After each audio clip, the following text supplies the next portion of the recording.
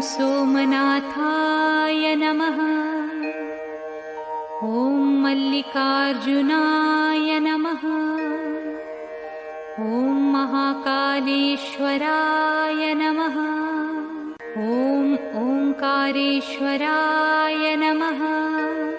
ॐ वैद्यनाथाय नमः। ॐ भीमशंकराय नमः। ॐ रामेश्वराय नमः। ॐ नागेश्वराय नमः। ॐ विश्वेश्वराय नमः। ॐ त्र्यंबकेश्वराय नमः। ॐ केदारेश्वराय नमः। ॐ भुस्मेश्वराय नमः।